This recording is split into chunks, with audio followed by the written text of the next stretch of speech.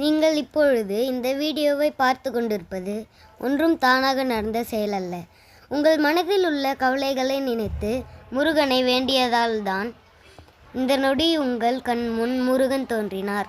இந்த நொடி உங்கள் மனதில் உள்ள பாரங்களை மறந்து மனதார ஓம் சரவண பவ மந்திரத்தை பதிவு செய்யுங்கள். உங்கள் கவலைகளை அனைத்தையும் முருகன் போக்குவார். ஓம் சரவண பவ, ஓம் சரவண பவ.